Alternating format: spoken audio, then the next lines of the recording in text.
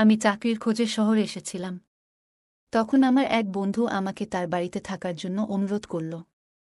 সে বলল তার মায়ের যত্ন নিতে হবে এবং সে নিজে উচ্চশিক্ষার জন্য বিদেশে চলে যাবে। যখন সে বিদেশে চলে গেল, আমি খেয়াল করলাম তার মায়ের আচরণ আমার প্রতি ধীরে ধীরে বদলাতে শুরু করেছে। তিনি প্রায়ই কোনো না কোনো অজুহাতে আমাকে তার ঘরে ডাকতেন। একদিন তিনি একটি মিথ্যে অজুহাত দিয়ে বললেন তিনি রাতে ভীষণ ভয় পাচ্ছেন এবং আমাকে তার ঘরে যেতে বললেন। সেদিন রাতে যখন আমি তার ঘরে ছিলাম, হঠাৎ তিনি আমার দিকে হাত বাড়িয়ে আমার মুখ স্পর্শ করতে শুরু করলেন, যেন চারপাশের সবকিছু থমকে গেছে। তার চোখে এক অদ্ভুত রকমের কোমলতা আর গভীরতা দেখা যাচ্ছিল। এরপর তিনি বললেন, ঈশান, আমি জানতাম না তোমার বয়সের ছেলেরা এতটা পরিণত হতে পারে। এই বলে তিনি আমার নাম ঈশান। আমি সম্প্রতি শহরে এসেছি একটি নতুন চাকরির সন্ধানে। শহরে আসার আগে আমি আমার ঘনিষ্ঠ বন্ধু বিজয়ের সঙ্গে যোগাযোগ করেছিলাম। আমাদের বন্ধুত্ব শুরু হয়েছিল সোশ্যাল মিডিয়ার মাধ্যমে। যদিও এটি ছিল একটি ডিজিটাল বন্ধুত্ব, তবুও এটি ছিল খুব গভীর এবং আন্তরিক। আমি যখন শহরে পৌঁছালাম, বিজয় নিজে স্টেশনে এসে আমাকে নিতে এলো। আমাদের প্রথম দেখা হলেও মনে হচ্ছিল আমরা বহুদিনের পরিচিত। স্টেশন থেকে বেরিয়ে বিজয় আমাকে সোজা তার বাড়িতে নিয়ে গেল। এভাবেই শুরু হলো আমার নতুন শহরের জীবনের প্রথম অধ্যায়। বিজয় আমাকে তার বাড়িতে নিয়ে গেল। বাড়িতে পৌঁছানোর পরই আমার চোখ পড়ল এক সুন্দরী মহিলার দিকে। আমি ভেবেছিলাম তিনি বিজয়ের বোন। তখনই বিজয় আমার ভুল ভেঙে দিয়ে বলল, ঈশান, ও আমার বোন নয়, ও তো আমার মা। আন্টি এতটাই সুন্দর এবং তরুণী দেখাচ্ছিলেন যে আমি তাকে বোন ভেবেছিলাম। আন্টিকে এত যুবতী মেয়ের মতো লাগছিল যে আমি তাকে আগে কখনো দেখিনি। তাই আমার ভুল হওয়াটাই স্বাভাবিক। সেদিন বিজয়ের সঙ্গে দেখা হওয়ায় আমি খুব আনন্দিত হয়েছিলাম। দুপুরের খাবারের পর আমি চলে যাওয়ার প্রস্তুতি নিচ্ছিলাম, কারণ নিজের থাকার জায়গার ব্যবস্থা করতে হবে। আমি বললাম, আমাকে কিছু কাজ আছে, এবং বেরিয়ে পড়লাম। তখনই বিজয় আমাকে থামিয়ে দিল। সে বলল, ঈশান, তুমি কেন হোস্টেল খুঁজছ? তোমার নিজের একটা জায়গা থাকা সত্ত্বেও হোস্টেলে থাকা ঠিক নয়। আমি অবাক হয়ে বললাম, নিজের জায়গা? সেটার মানে কি? বিজয় হাসতে হাসতে বলল, বন্ধু, এত তাড়াতাড়ি আমাকে পর বলে দিলে। আমি শহরের হলেও বন্ধুত্ব কিভাবে পালন করতে হয় তা জানি। দেখো, এই বাড়িতে আমি আর আমার মা থাকি। তুমি খুব সহজেই এখানে মানিয়ে নিতে পারবে। আর আমি সামনে কিছু বছরের জন্য বিদেশে পড়াশোনার জন্য যাচ্ছি। তাই মায়ের দেখাশোনার জন্য কাউকে তো প্রয়োজন। আমি না থাকলে তুমিই আমার মতো মায়ের দেখাশোনা করবে। বিজয়ের কথা শুনে আমি আবেগপ্রবণ হয়ে পড়েছিলাম। সে আমাকে কখনো পর বলে ভাবেনি, বরং নিজের পরিবারের একজন বলেই মনে করেছিল। তার কথার সমর্থনে তার মাও বললেন, হ্যাঁ, ঈশান, বিজয় একেবারে ঠিক বলছে। যদি আমার বিজয় বিদেশে চলে যায়, তাহলে আমার আরেক ছেলে কি আমার কাছে থাকতে পারবে না? ঈশ্বর তো তোমাকে সঠিক সময়ে এখানে পাঠিয়েছেন। এর মানে ঈশ্বর চেয়েছিলেন তুমি আমার সঙ্গেই থাকো। তাদের এই আন্তরিক আহ্বান আমি আর প্রত্যাখ্যান করতে পারলাম না। 2 দিন পর বিজয় বিদেশে পড়াশোনার জন্য চলে গেল। তার যাওয়ার পর বাড়িতে আমি আর আন্টি একসঙ্গে থাকতে শুরু করলাম। নিজের পরিবারের আর্থিক অবস্থা বিবেচনা করে আমি দ্রুত একটি চাকরি খুঁজে নিলাম। 22 বছর বয়সে আমি পড়াশোনা চালিয়ে যাওয়ার ইচ্ছা ত্যাগ করলাম এবং উপার্জনের জন্য চাকরি শুরু করলাম। আমার কাছে তেমন অর্থ ছিল না যে আমি উচ্চশিক্ষার খরচ বহন করতে পারতাম। তাই চাকরি নেওয়ার সিদ্ধান্ত ছিল সময়োপযোগী। শহরে একটি মোটামুটি ভালো চাকরি পেয়েছিলাম। বিজয়ের ভাগ্য খুবই ভালো ছিল। মাত্র 22 বছর বয়সেই সে বিদেশে পড়াশোনার সুযোগ পেল। কিন্তু নিজের ভাগ্যের উপর আর দোষারোপ না করে আমি জীবনটাকে মেনে নেওয়ার সিদ্ধান্ত নিলাম। সেদিন থেকে আমি বিজয়ের মাকে নিজের মা বলে ভাবতে শুরু করলাম। আন্টির প্রতি আমার মনে এক গভীর শ্রদ্ধা এবং ভালোবাসা তৈরি হল, যা আমাদের সম্পর্ককে আরও মজবুত করল। আমি আগে খেয়াল করিনি, কিন্তু ধীরে ধীরে আন্টির ব্যবহার ও কথাবার্তা আমার নজরে আসতে শুরু করল। আন্টি শহরে একটি চাকরি করতেন। সেদিন রাতে তিনি আমাদের জন্য আমার পছন্দের খাবার রান্না করেছিলেন। খাওয়ার সময় তিনি হাসিমুখে বললেন, তোমার সোশ্যাল মিডিয়া থেকে আমি তোমার কিছু পছন্দ জেনে নিয়েছি। তুমি লিখেছিলে আধুনিক খাবার তোমার খুব পছন্দ, তাই না? আমি বিস্মিত হয়ে গেলাম। আন্টি আমার পছন্দের দিকে কতটা মনোযোগ দিয়েছেন তা বুঝতে পারছিলাম। সেদিন রাতের খাবারে তিনি আমার পছন্দের সমস্ত পদ পরিবেশন করেছিলেন। খাওয়ার সময় তিনি আমার পাশে এসে বসলেন এবং আমার থালায় একটি রুটি বাড়িয়ে দিলেন। খাওয়া শেষ হওয়ার পর আমি আন্টিকে সাহায্য করার জন্য এগিয়ে গেলাম। ডাইনিং টেবিল পরিষ্কার করতে করতে আমি অনুভব করলাম যে আন্টি কেবল একজন মাতৃসুলভ ব্যক্তিত্ব নন, বরং তিনি আমাকে পরিবারের একজন সদস্যের মতো আপন করে নিয়েছেন। আমি থালাবাসন গুছিয়ে রাখতে শুরু করলাম। আমার কাজ দেখে আন্টি মুচকি হেসে বললেন, তুমি সত্যিই অসাধারণ ছেলে। আমি বিজয়ের মুখ থেকে তোমার অনেক প্রশংসা শুনেছি। তখন থেকেই তোমার সঙ্গে দেখা করার ইচ্ছে ছিল। তিনি আরও বললেন, তোমাদের দুজনের মধ্যে অনেক পার্থক্য। বিজয় কখনো ঘরের কাজে সাহায্য করে না, বরং জিনিসপত্র এদিক ওদিক ছড়িয়ে রাখার ব্যাপারে খুব দক্ষ। বিজয়ের মজার মজার অভ্যাসের কথা শুনে আমি হেসে উঠলাম। হাসির মাঝেই আন্টি হঠাৎ শান্ত হয়ে গেলেন। আমি ভেবেছিলাম হয়তো বিজয়ের কথা ভেবে মন খারাপ হয়েছে। তাই আমি তার কাঁধে হাত রেখে বললাম, আন্টি, যদি বিজয়ের কথা মনে পড়ে তাহলে আমি তাকে ফোন করি। তুমি এমন মন খারাপ করে থেকো না। আন্টি আমার হাতের উপর হাত রেখে মৃদু হেসে বললেন, বিজয় তো চিরদিনের জন্য বিদেশে যায়নি। আমি জানি সে আবার ফিরে আসবে। তার জন্য অপেক্ষা করতে করতে বসে থাকাটা আমার কাজ নয়। এরপর কিছুক্ষণ চুপ থেকে তিনি বললেন, আসলে আমি ভাবছিলাম তুমি কতটা ভদ্র এবং যত্নশীল। তুমি যদি বারবার এভাবে আমাকে মুগ্ধ করতে থাকো তাহলে আমায় সামলানো তোমার জন্য কঠিন হয়ে যাবে। এই কথা বলে আন্টি আমার হাত থেকে প্লেট নিয়ে রান্নাঘরে চলে গেলেন। আমি কিছুক্ষণ একই জায়গায় দাঁড়িয়ে রইলাম। তার কথাগুলো আমার মাথার উপর দিয়ে চলে গেল। ধীরে ধীরে আন্টি আমার সামনে তার আবেগ এবং অনুভূতি প্রকাশ করতে শুরু করলেন। আন্টির সৌন্দর্যের প্রভাব আমার উপর ধীরে ধীরে পড়তে শুরু করেছিল। প্রতিদিন সকালে তিনি খুব ভোরে উঠে যোগ ব্যায়াম করতেন।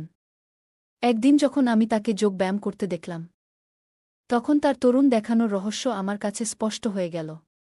তার নিয়মিত শরীরচর্চাই ছিল তার তারুণ্যের মূল কারণ। ব্যায়াম করার সময় আন্টিকে অসাধারণ লাগত, যা আমাকে তাকে নিয়ে ভাবতে বাধ্য করত। একদিন আন্টি আমাকে অফিস থেকে তাড়াতাড়ি বাড়ি আসতে বললেন। তিনি বাজারে কেনাকাটা করতে যেতে চেয়েছিলেন এবং চেয়েছিলেন আমি তাকে নিয়ে যাই। সেদিন আমি দুপুরে অর্ধেক ছুটি নিয়ে বাড়ি ফিরলাম। বাড়ি পৌঁছে আমি বারবার দরজার ঘণ্টা বাজালাম, কিন্তু ভেতর থেকে কোনো সাড়া পেলাম না। এমনকি মনে হলো ঘণ্টার শব্দ হয়তো ভেতরে পৌঁছাচ্ছে না। তখন আমার সঙ্গে রাখা বাড়ির অন্য চাবি দিয়ে দরজার তালা খুললাম এবং ভেতরে প্রবেশ করলাম। ড্রয়িং রুমে কাউকে দেখতে পেলাম না। ঠিক তখনই আমি আন্টির ঘরের ভেতর থেকে পানির শব্দ শোনা যাচ্ছিল। প্রথমে ভাবলাম হয়তো বাড়ির কোনো ঘরে পানির কল খোলা রয়েছে। কিন্তু আশ্চর্যের বিষয়, এত ডাকাডাকির পরও আন্টিকে কোথাও দেখতে পেলাম না। মনে মনে ভাবলাম, কে জানে কতক্ষণ ধরে পানি অপচয় হচ্ছে। পানি যাতে আর নষ্ট না হয়, সেই চিন্তা করে আমি সেই শব্দের উৎস খুঁজতে শুরু করলাম। ধীরে ধীরে শব্দের দিক নির্দেশনা মেনে আমি একটি ঘরের সামনে এসে দাঁড়ালাম। সেখান থেকে বাথরুমের ভেতর থেকে পানির প্রবাহের শব্দ পাচ্ছিলাম। দরজা খুলতে গিয়েই হঠাৎ দেখলাম ভেতর থেকে দরজা খুলে গেছে। চোখের সামনে আন্টি দাঁড়িয়ে আছেন, সম্পূর্ণ ভিজে। তার মুখে জলবিন্দুগুলো জ্বলজ্বল করছিল, তার চুল থেকে টপ টপ করে পানির ফোঁটা পড়ছিল। সেই মুগ্ধকর দৃশ্য দেখে আমি কিছুক্ষণের জন্য স্থির হয়ে দাঁড়িয়ে গেলাম এবং তার দিকে অপলক দৃষ্টিতে তাকিয়ে রইলাম। তার সৌন্দর্যের মোহে এতটাই ডুবে গিয়েছিলাম যে সময়ের ধারণা হারিয়ে ফেলেছিলাম। হঠাৎ দরজা বন্ধ হওয়ার শব্দ শুনে আমার হুঁশ ফিরল। বুঝতে পারলাম তিনি আমাকে দেখে আবার বাথরুমের দরজা বন্ধ করে দিয়েছেন। আমি ধীর পায়ে সেখান থেকে বের হয়ে হলঘরে গিয়ে বসে পড়লাম। কিছুক্ষণ পর তিনি হলঘরে এলেন এবং বললেন, ঈশান, তুমি এসে গেছ। আমার ঘরে কেন এসেছিলে? তোমার ঘরে কি পানি নেই? তখন আমি বললাম, তোমার কোনো সাড়ার শব্দ পাচ্ছিলাম না, তাই মনে হয়েছিল তুমি হয়তো ঘরে নেই। তবে নলের পানির শব্দ শুনে তোমার ঘরের দিকে চলে এসেছিলাম। তিনি হেসে বললেন, আচ্ছা, কিছুক্ষণ আগে যা হয়েছিল সেটা সম্পূর্ণ ভুল বোঝাবুঝি। আজ আমি স্যান্ডেল দরজার কাছে রেখেছিলাম, তাই হয়তো তুমি খেয়াল করনি যে আমি ঘরেই আছি। এখন তুমি ফ্রেশ হয়ে নাও, আমি একটু প্রস্তুত হয়ে আসি। এটা বলেই তিনি তার ঘরে চলে গেলেন, আর আমিও ফ্রেশ হওয়ার জন্য আমার ঘরে গেলাম। কিছুক্ষণ পর আমরা দুজনেই নিজেদের ঘর থেকে তৈরি হয়ে মার্কেট যাওয়ার জন্য বেরিয়ে পড়লাম। আন্টি যখন বাইরে এলেন তখন তিনি খুব সাধারণ পোশাকে ছিলেন, কিন্তু তাও তাকে খুবই সুন্দর লাগছিল। তাকে দেখে মনে হচ্ছিল যেন প্রথমবার একজন নারীর এমন সৌন্দর্য দেখছি। সেই মুহূর্তে আমি বারবার তার দিকে তাকাচ্ছিলাম। আন্টি আমার কাছে এসে মাথায় হাত রেখে বললেন, ঈশান, তুমি এত কি ভাবছ বারবার? চলো, এবার তাড়াতাড়ি করো। তার কথায় আমার ধ্যান ভাঙল এবং আমি নিজেকে সামলে নিয়ে তার সাথে মার্কেটের দিকে রওনা দিলাম। গাড়িতে ওঠার পর আন্টি আমার পিছনে বসে 2 হাত আমার কাঁধে রাখলেন। মার্কেটে যেখানে যেখানে যাওয়ার প্রয়োজন ছিল আমি তাকে সেখানে নিয়ে গেলাম। তারপর তিনি একটি দোকানে গেলেন, সেখান থেকে তিনি কিজের কিছু পোশাক আর একটি সুন্দর নাইট ড্রেস কিনলেন, আর আমি চুপ করে দাঁড়িয়েছিলাম। বাড়ি ফিরে আন্টি আমার মুখে হাত বুলিয়ে বললেন, তুমি পুরোপুরি একজন পারফেক্ট মানুষ। তোমার মধ্যে সত্যিই সেই গুণ আছে। তুমি একবারও অভিযোগ করনি, বরং যেখানে যেখানে আমার যাওয়ার দরকার ছিল তুমি আমাকে সেখানে নিয়ে গেছ। এতে আমার শপিং খুব তাড়াতাড়ি শেষ হয়ে গেছে। নইলে তোমার বন্ধু বিজয় সবসময় আমাকে একটা দোকানে নামিয়ে রেখে চলে যায় আর আমাকে বাকি জায়গাগুলোতে হাঁটতে হয়। কিন্তু তুমি তো সব ব্যাগও নিয়ে নিলে এবং আমাকে গাড়িতে বসিয়ে প্রতিটি জায়গায় নিয়ে গেলে। এতে আমার অনেক সময় বেঁচে গেছে। তারপর আন্টি আমার পিঠে আলতো করে হাত রাখলেন এবং মিষ্টি হাসি দিয়ে ঘরের দিকে চলে গেলেন। আন্টি খুব সহজভাবেই আমার গালে আদর করে টেনে দিলেন। এই ঘটনাটি খুবই স্বাভাবিক ছিল, কিন্তু এর প্রভাব আমার মনে গভীর ছাপ ফেলতে শুরু করল। যেভাবে তিনি আমাকে প্রশংসা করলেন, আমি সেই চিন্তায় মগ্ন হয়ে এক জায়গায় দাঁড়িয়েছিলাম। এরই মধ্যে আন্টি নতুন সেই নাইট ড্রেস পরে এসে আমার সামনে দাঁড়ালেন এবং বললেন, কেমন লাগছে আমাকে এই পোশাকে? আমি বললাম, আপনাকে তো দারুণ লাগছে। তবে নাইট ড্রেস একটু বেশি ঢিলা মনে হচ্ছে। আমার কথায় আন্টি বললেন, হয়তো পেছনের রিবনটা আমি বাঁধিনি। ঈশান, তুমি কি একটু সাহায্য করবে রিবনটা বাঁধতে? আমি সানন্দে তার সাহায্য করতে শুরু করলাম। যখন আমি রিবন বাঁধছিলাম তখন পোশাকের উপর থেকে সাবধানে কাজ করছিলাম। আমি এক কথায় তার প্রয়োজনের সবকিছু নিঃশব্দে করে যাচ্ছিলাম। পরের দিন সকালে তিনি যখন অফিস যাওয়ার জন্য প্রস্তুত হচ্ছিলেন, তখন একটি নতুন লাল রং-এর একটি শাড়ি পরেছিলেন। ভালো করে প্রস্তুত হয়ে আসার পর তার সৌন্দর্য যেন আরও উজ্জ্বল হয়ে উঠল। সেই দিন আন্টি বললেন, গতকাল তুমি দুপুরে আমার জন্য সময় নিয়েছিলে, আজ সকালেও কয়েক ঘন্টার জন্য একটু সময় দাও এবং আমার সাথে অফিসে চলো। আন্টি কেন আমাকে তার অফিসে নিয়ে যাচ্ছিলেন তা তিনি পুরোপুরি বুঝিয়ে বলেননি। আমরা যখন তার অফিসে পৌঁছালাম এবং তিনি তার ফ্লোরে প্রবেশ করলেন, তখন তিনি আমার হাত ধরে নিয়ে গেলেন। আমি যখন আন্টির অফিসে গিয়েছিলাম তখন ওনার এক অদ্ভুত আচরণ আমার নজরে আসে। অফিসের কর্মচারীদের মুখে নানা ধরনের ভাব প্রকাশ স্পষ্ট দেখা যাচ্ছিল। আন্টি দেখতে খুব বেশি বয়স্ক ছিলেন না, কিন্তু ওখানে ওনার ভূমিকা কী তা আমি বুঝতে পারছিলাম না। উনি শুধু নিজের ফ্লোরেই আমাকে নিয়ে যাননি, বরং সরাসরি ওনার বসের কেবিনে নিয়ে গিয়েছিলেন। ওনার বস আমাদের এমন এক দৃষ্টিতে দেখছিলেন যেন কিছু একটা বুঝতে চেষ্টা করছেন। আন্টি বসের সাথে পরিচয় করানোর সময় বললেন, এটা আমার ঈশান। এইভাবে কাউকে পরিচয় করানো একটু অস্বাভাবিক মনে হচ্ছিল। পরিচয় করানোর পর আন্টি আমাকে বাইরে নিয়ে এলেন এবং বললেন, তুমি এখন বাড়ি ফিরে যাও। এই কথাগুলো শুনে আমি একটু বিভ্রান্ত হয়ে পড়েছিলাম। আন্টির অফিসে যাওয়ার পুরো ঘটনাটাই আমার কাছে রহস্যময় লাগছিল। সন্ধ্যাবেলায় যখন বাড়ি ফিরলাম, আন্টির আচরণ একটু অদ্ভুত মনে হল। বাড়িতে ঢুকেই উনি আমাকে আলিঙ্গন করলেন এবং বললেন, আজ তুমি আমার সাথে অফিসে গিয়ে সত্যিই অনেক সাহায্য করেছ। তোমার সাহায্য আমার খুব দরকার ছিল। উনি আমার সাথে কথা বলছিলেন, এমন সময় হঠাৎ করে বাইরে বজ্রপাতের প্রচণ্ড আওয়াজ হল। সেই আওয়াজে আন্টি ভয় পেয়ে গেলেন এবং আমাকে জড়িয়ে ধরলেন। সেই মুহূর্তে ওনার আলিঙ্গনের অনুভূতি ছিল কিছুটা ভিন্ন। বজ্রপাতের আওয়াজ থেমে গেলে আন্টি আমাকে ছেড়ে একটু দূরে সরে গেলেন। যাওয়ার সময় আমার মুখে হাত বুলিয়ে বললেন, ভাগ্য ভালো যে তুমি তাড়াতাড়ি বাড়ি ফিরে এসেছিলে। দেখো, তোমার ফেরার কিছুক্ষণ পরেই এমন প্রবল ঝড় বৃষ্টি শুরু হলো। এই ঘটনাগুলো আমাকে ভাবিয়ে তুলল। আন্টির আচরণ যেন দিনের ঘটনার থেকেও গভীর কিছু বলতে চাইছিল। আন্টি এখন আমাকে নিয়ে আগের চেয়ে অনেক বেশি চিন্তা করতে শুরু করেছিলেন এবং সত্যি বলতে সেই অতিরিক্ত যত্ন নেওয়া আমার বেশ ভালোই লাগছিল। তবে এর পাশাপাশি ওনার আচরণ নিয়ে কিছুটা সন্দেহ হচ্ছিল। সেদিন আন্টি দরজার কাছে দাঁড়িয়ে উত্তেজিত চোখে বৃষ্টি দেখছিলেন, কিন্তু বাইরে যাওয়ার সাহস পাচ্ছিলেন না। ওনার মুখ দেখে স্পষ্ট বোঝা যাচ্ছিল যে উনি বৃষ্টিতে ভেজার আনন্দ নিতে চান। তখন আমি ওনার হাত ধরলাম এবং বললাম, চলুন বৃষ্টি উপভোগ করি। আমি ওনাকে নিয়ে কম্পাউন্ডে বেরিয়ে গেলাম। আন্টি প্রথমে বৃষ্টিতে ভেজার জন্য ইতস্তত করছিলেন, কিন্তু আমি ওনার হাত শক্ত করে ধরে বললাম, কিছু ভাববেন না, এই মুহূর্তটা উপভোগ করুন। বৃষ্টির জলে ভিজতে ভিজতে ওনার মুখে যে আনন্দ ফুটে উঠেছিল তা দেখে আমারও মন ভরে গিয়েছিল। আন্টি যেন এক মুহূর্তের সব দ্বিধা ভুলে গিয়ে বলিউড সিনেমার কোনো দৃশ্যের মতো বৃষ্টিতে নাচতে শুরু করলেন। কখনো আমার চারপাশে ঘুরতে লাগলেন, কখনো আমার হাত ধরে নাচার চেষ্টা করছিলেন। সেই মুহূর্তে উনি হেসে বললেন, তুমি সত্যিই অনেক আলাদা, তোমার সঙ্গে বৃষ্টিতে ভিজে আমার মনে হচ্ছে আমি যেন কোনো সিনেমার নায়িকা, আর তুমি আমার নায়ক। ওনার এই কথাগুলো খুবই স্বাভাবিক ভঙ্গিতে বলা হলেও আমার মনে এগুলোর প্রভাব একেবারে ভিন্ন ছিল। বৃষ্টির আনন্দের পর যখন আমরা ঘরে ফিরে এলাম, আন্টি আমার জন্য তোয়ালে নিয়ে এলেন এবং আমাকে বললেন, তাড়াতাড়ি মুছে নাও, ঠান্ডা লেগে যাবে। আন্টি এসে নিজের হাতে আমার চুল ঠিক করছিলেন। সেই সময় আমাদের চোখে চোখ পড়ল এবং আমি দেখলাম আন্টি আমাকে গভীর ভালোবাসায় দেখছেন। হঠাৎ উনি বললেন, ঈশান, তুমি যেভাবে আমার সাথে কথা বলো তা বিজয় কখনো করেনি। সে সবসময় তার পড়াশোনায় ব্যস্ত থাকত। আমি ওনার কথা শুনে হালকা হাসি দিয়ে বললাম, আচ্ছা আন্টি, আপনি আজ আমার পরিচয় আপনার বসের কাছে আমার ঈশান বলে করিয়েছিলেন। এর মানে কি? কথাটা শুনে আন্টি কিছুক্ষণ চুপ থেকে হঠাৎ উঠে চলে গেলেন। রাতে শোবার সময় আন্টি আমাকে ডেকে পাঠালেন। তিনি বললেন, আজ আমার খুব ভয় লাগছে। তুমি কি আজ আমার ঘরে শুবে? সাহায্যের জন্য আমি রাজি হয়ে গেলাম। সেই রাতে আন্টির ঘরে শোয়ার সময় বারবার মনে হচ্ছিল কেউ যেন আমাদের ঘরের দিকে নজর রাখছে। আমার দৃষ্টি কখনো দরজার দিকে, কখনো জানালার দিকে চলে যাচ্ছিল। ঘুমানোর আগে আন্টির দিকে তাকালাম আর দেখলাম উনি গভীর চিন্তায় আছেন। উনি জিজ্ঞেস করলেন, তুমি এখনও জেগে আছো কেন? আমি বললাম, আমার মনে হচ্ছে কেউ এই ঘরটা লক্ষ্য করছে। আন্টি বললেন, আমারও তাই মনে হচ্ছে। তাই তো আমি ঠিক করে ঘুমাতে পারছি না। হয়তো এটা আমাদের মনের ভুল। এই বলে তিনি আমাকে আশ্বস্ত করার জন্য আমার কাঁধে হাত রাখলেন এবং ঘুমানোর চেষ্টা করলেন।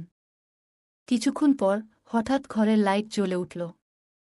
আমাদের ভয় আরও বেড়ে গেল, কারণ মনে হলো কেউ দরজার কাছে এসে কিছু বলার চেষ্টা করছে। এক গভীর রাতের নিস্তব্ধতা ভেঙে হঠাৎ একটি আওয়াজে আমার আর আন্টির ঘুম ভেঙে গেল। উঠে দেখি দরজার সামনে দাঁড়িয়ে আছে বিজয়। আমাদের দিকে চেয়ে বিজয় বলল, মা, তুমি এটা কি করছ? ঈশান আমার বন্ধু, তোমার এমন আচরণ মানায় না। এখন তো তোমাকে মা বলতে পর্যন্ত লজ্জা লাগছে। আমি সঙ্গে সঙ্গে বিজয়কে থামিয়ে বললাম, তুমি যা ভাবছ তা ভুল। আন্টি ভয়ে ছিলেন, তাই আমাকে ওনার ঘরে থাকতে বলেছিলেন। তবে বিজয় এর মুখে যেসব অভিযোগ শোনা যাচ্ছিল তাতে মনে হচ্ছিল ওর মনে আগেই কোনো সন্দেহ দানা বেঁধেছিল। বিজয় বলতে লাগল, মা, তুমি কিভাবে এমন করতে পারলে? ওনার কথাগুলো এতটা তিক্ত ছিল যে শুনে মনে হচ্ছিল এটি পরিকল্পিত। আমি বললাম, বিজয়, এমন একটা ছোট বিষয়ে তুমি আন্টির উপর এত বড় অভিযোগ আনছ কিভাবে?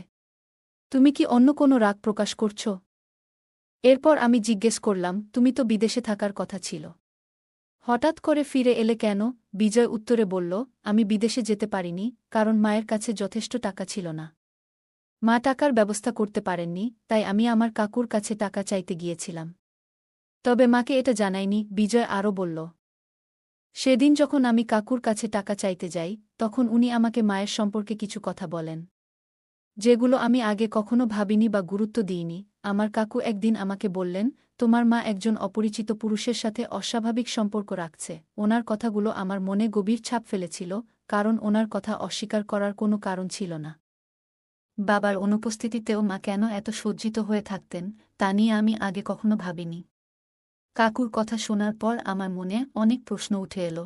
সেই দিন থেকেই আমি ঠিক করলাম মায়ের উপর নজর রাখব। আমি প্ল্যান করলাম যে মাকে পরীক্ষা করার জন্য একটা ছল করব। ঠিক সেই সময় ঈশান শহরে আসার কথা ছিল। আমি ঘোষণা করলাম যে আমি বিদেশে যাচ্ছি এবং ঈশানকে মায়ের সঙ্গে থাকার জন্য অনুরোধ করলাম। আমার সন্দেহ ছিল মায়ের প্রভাব ঈশানের উপরও পড়তে পারে। পরে যা ঘটেছিল তা আমার সন্দেহকে সত্যি প্রমাণ করল। আমি দেখলাম মা এবং ঈশানের মাঝে কিছু অস্বাভাবিক ঘটছে। তবে ঈশানের দিকে আমার কোনো অভিযোগ নেই। আমি জানি মা ঈশানকে প্রলুব্ধ করেছিলেন। বিজয় শেষ পর্যন্ত একটু শান্ত হল। তখন আমি বললাম, তুমি তোমার মায়ের উপর অভিযোগ করেছ, এখন খুশি? যদি আরও কিছু বলার থাকে বলো, কারণ এরপর তোমার বলার সুযোগ হয়তো আর হবে না। আমি আরও যোগ করলাম, তুমি শুধু আমাদের উপর নজর রেখেছ, কিন্তু মায়ের আসল পরিস্থিতি দেখতে পাওনি। ও আমাকে অফিসে নিয়ে গিয়েছিল কারণ ওনার নতুন বস ওনাকে সন্দেহের চোখে দেখছিল। ও চেয়েছিল আমাকে সামনে রেখে পরিস্থিতি পরিষ্কার করতে। আমি বিজয়কে বললাম, তোমার মা একা নন, তবে তোমার থেকেও কোনো সাহায্য পান না। ওনার বসকে ওনার নিজের ক্ষমতা বোঝানোর জন্যই আমাকে অফিসে নিয়ে গিয়েছিলেন। আর তুমি যা দেখছ তা ভুল। যখন তিনি আমার উপর হাত রেখেছিলেন তখনও তিনি আমাকে তোমার মতোই ভেবেছিলেন।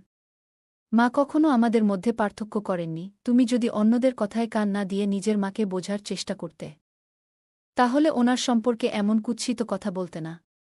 কয়েকদিন এখানে থাকার পর বুঝেছি যে আন্টি মানসিকভাবে খুব একা। তোমার জন্যই তিনি দ্বিতীয় বিয়ে করেননি এবং সবসময় তোমার জন্যই বেঁচে থেকেছেন।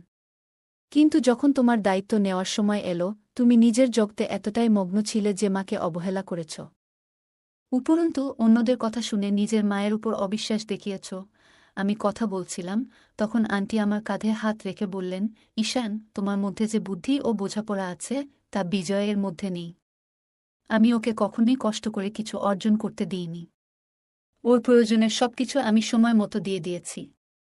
অথচ আজ আমার নিজের ছেলেই আমার ভালোবাসার প্রতিদান দিয়েছে সন্দেহ আর অবিশ্বাস দিয়ে। আমি বিজয়কে বললাম, তোমার কাকু কাকিমা তোমাকে তোমার মায়ের বিরুদ্ধে উস্কে দিয়েছেন যাতে তোমাদের মধ্যে দূরত্ব তৈরি হয়। তারা সবসময় চেয়েছেন তোমরা একে অপরের থেকে আলাদা হয়ে যাও। আমি আন্টির দিকে তাকিয়ে দেখছিলাম যখন তিনি বললেন, তোমার কাকিমার কাছে যাওয়ার আগেই আমি তোমার কাকুর কাছে গিয়েছিলাম তোমার বাবার সম্পত্তির অংশ চাইতে। কিন্তু তিনি স্পষ্টভাবে জানিয়ে দিয়েছিলেন তিনি কিছুই দেবেন না। তখন আমি তাকে বলেছিলাম, প্রয়োজনে আইনের সাহায্য নেব। সবকিছু আমি তোমার জন্যই করছিলাম বিজয়। কারণ আমি চেয়েছিলাম তুমি বড় শহরে পড়াশোনা করতে যাও। আমি কখনোই তোমার স্বপ্নগুলোকে ভাঙতে চাইনি। কিন্তু আমি জানতাম না তুমি এত সহজেই অন্যদের কথায় প্রভাবিত হয়ে যাবে। আজ তুমি তোমার মায়ের ভালোবাসার প্রতিদান এভাবেই দিলে। এই কথা বলে আন্টি কান্নায় ভেঙে পড়লেন। ওনার কথা শুনে বিজয় যেন হঠাৎ করে বাস্তবে ফিরে এলো। সে বুঝতে পারল সে অন্যদের কথায় মাকে বিশ্বাস করতে ভুল করেছিল এবং আন্টি ও আমার উপর ভিত্তিহীন সন্দেহ করেছিল।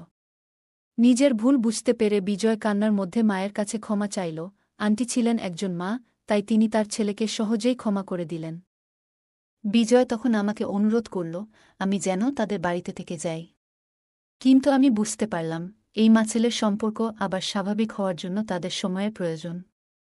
বিজয় এর উচিত তার মায়ের ত্যাগ এবং তার জন্য করা সংগ্রামগুলো উপলব্ধি করা। আমি বাড়ি ছেড়ে চলে যাওয়ার আগে আন্টির দিকে তাকিয়ে বললাম, আপনার মমতা আর ত্যাগের জয় হবেই। বিজয় আপনাকে আবার বুঝতে শিখবে। আন্টি চোখের জল মুছতে মুছতে বললেন, তুমি ঠিক বলছ ঈশান, আমি ছোটবেলা থেকেই আমার বাড়ির দারিদ্র্য দেখেছি। সেই সময় থেকেই ছোটখাটো কাজ করে পরিবারের পাশে দাঁড়ানোর চেষ্টা করেছি। কিন্তু আজকের দিনে আমরা অনেক সময় লক্ষ্য করি বাবা মায়েরা তাদের সন্তানদের প্রত্যেকটা ইচ্ছা অবিলম্বে পূরণ করার চেষ্টা করেন। এর ফলে সন্তানেরা এসবের অভ্যাস গড়ে ফেলে। যদি কোনো সময় বাবা মা সন্তানদের চাহিদা পূরণ করতে ব্যর্থ হন, তখন সন্তানরা রেগে যায় এবং অনেক সময় তাদের সাথে খারাপ ব্যবহারও করে। এমন পরিস্থিতি এড়াতে বাবা মায়েদের উচিত সব সময় সন্তানের সব ইচ্ছা পূরণ না করা। মাঝে মাঝে না বলাও অত্যন্ত জরুরি। সন্তানদের বোঝা উচিত যে তাদের বাবা মা তাদের জন্য দিনরাত পরিশ্রম করেন। তবেই তারা সম্পর্ক, ভালোবাসা এবং অর্থের প্রকৃত মূল্য বুঝতে পারবে। বন্ধুরা, এটাই ছিল আজকের গল্প। আপনারা এই গল্পটি কেমন লাগলো তা আমাদের কমেন্টে জানাতে ভুলবেন না। ভিডিওটি ভালো লাগলে লাইক, শেয়ার এবং সাবস্ক্রাইব করতে ভুলবেন না।